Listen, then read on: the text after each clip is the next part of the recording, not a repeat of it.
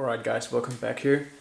Um, right now it's time to, finalize or roughen the shape of the knot here. And I have mounted the knot in the GMC luthier tools vise here for, knot shaping and saddle shaping. And I've basically set it up here using the radius caul so that I have a 9.5-inch radius caul fitted here to basically match the top radius of the fretboard as well. So we have that established right away.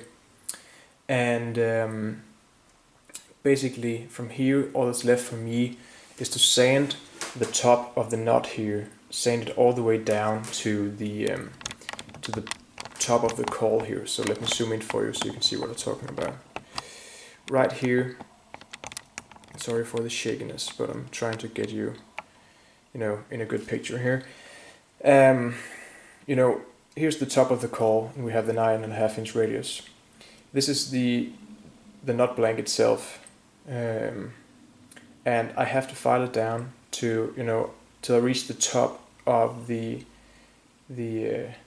radius caul here in order to know that I've reached the knot's final shape or height here. From there I'm basically going to attach another caul, which this caul right here is the shaping caul. The next caul, same radius, just a caul for the string spacing basically, because this caul right here will leave a certain amount in millimeters. It will leave a certain amount of material, a little too much in order to fit the string spacing caul and the string spacing ruler in order to get the perfect string spacing and the perfect depth for the string slots, and basically allowing me to get a nice first fret action without any bossing, any major problems like that. So if I just take you out here again and I just turn this vise around, you'll have to see what I have to sand against. And if we get close here, you should be able to see that this right here is the very end, the rounded edge of the radius caul.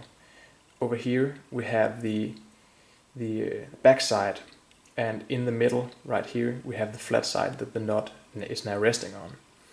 And I have to, as I said, file down to the top over here, and I have to file down to the top or the bottom, depending on what you want to call it. But as you can see, I'm left with a slight decline angle here. So I will get, this will not be shaped as a regular looking Fender type knot, where it's basically somewhat flat on the top.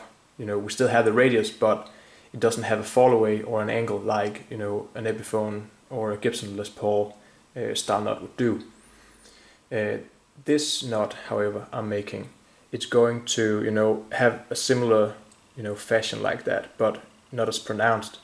So I'll still be able to get a nice looking knot and a nice fitting knot in order to have it all worked out on the guitar. So basically this is what's going to happen now.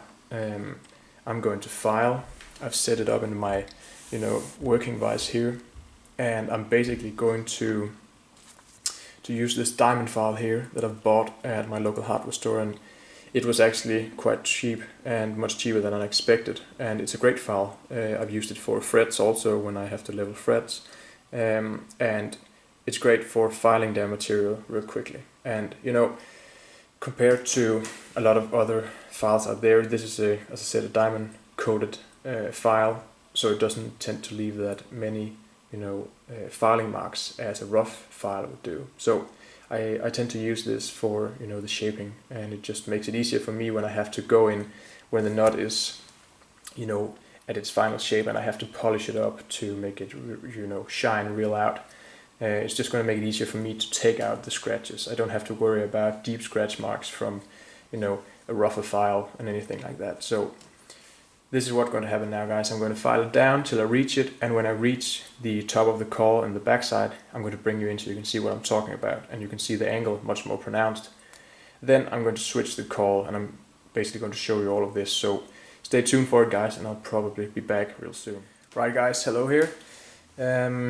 So late last night I decided to go a little further with the knot, and as I showed you in the previous video, I was about to file down the knot to give it its rough dimensions, and I have at that time I placed the knot in the jig, and or the vise I should say, kind of like I have the knot and the vise right here, and I've basically this is the final product of the knot right here now, and I've just traced the sides so I can cut it and fit it to length. And as I said, I had the bone knot blank seated inside the vise here, and I was ready to rough it out, shape it.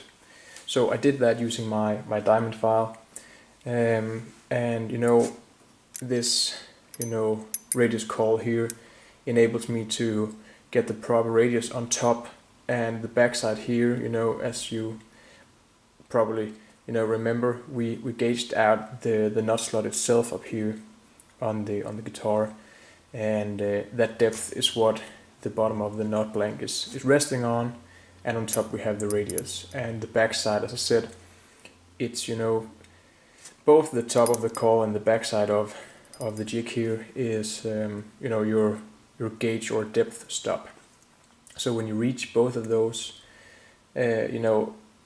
you have reached that destination for getting the knot in shape. From there, I basically removed this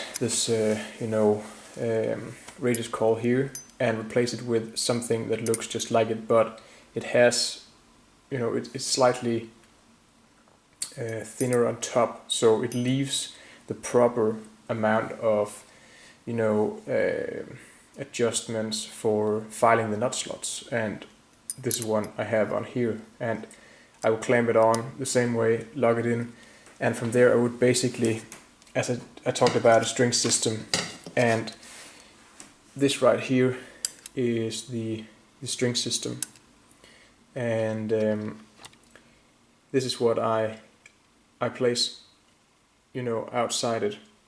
Would basically go on like this. If I could show you here, it would just be taking out this knot here, and this just it just slides right in here, and you make sure to put on the knot again here, and you would basically have your knot clamped in on the other side here, and you would slide it. I used cut number 1 here and up to cut number 6 here, and that would give me string spacing of 34.6 millimeters, and I have the chart over here that we can take a look at, and this is the basic chart that follows, and you can see here you have your basic 6-string configurations here, and notch number 1 to 6 will give you a string spacing of 34.6. 2 to 7 will give you 35.2, and so on, and you can move it up. You also have the options of 7-string configurations, 4 strings like basses, and your 5-string basses here, and anything else. So I measured, or I started out measuring another Telecaster that I have, which I really like the string spacing on, and I tried to figure out where it was at, and I got it to somewhere between 34.2 or just basically 34 straight out, and I thought, okay, I'm just going to take the 34.6 here, put it on my digital caliber, and basically set it up and log it in and place it on that Telecaster that I like the string spacing on. And I found out that from inside the first slot or notch here to the sixth, it was basically that, 34.6. So I decided to go with that, and I got the knot clamped in, and I have this, and I would basically slide it. The blank here is basically the same width as it was when I placed it here. So you can see I had plenty of room to work with. So I basically just found what was the middle, and just tried to rough it in there, and I would lock the system in using the knot here, basically just trying to get it to sit. And I could use that little blade over here with, it has its teeth down there, and I could cut it all perfectly, and from there basically go to my proper knot slotting files. So I did that, and I took the unfinished knot last night and put it on the guitar as well, just to see how the action was, the first fret action over here on the guitar with the knot, and how I have cut the string slots. And the guitar is actually playing really nice, a lot more, to me at least, there's a lot more character to the sound, and it's much more, what would you say, it's much more opened, and yeah, it sustains better at least, and I can really hear the difference from the previous knot. So as I was placing it, I took a pencil, which is basically, grinded in half here, and allowing me to get real close up on the sides, and marking that right here on the guitar, so I can basically, get a proper fit. And that's what you can see here. I have the sides, the bottom, and the back.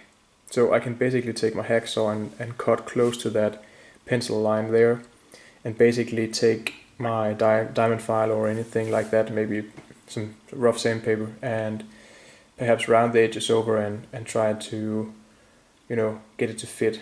So that is basically what I will, that's basically what I would be doing right now. So there's nothing much to it other than, just if you take your hacksaw, leave a little room. You don't have to, cut right to the pencil mark.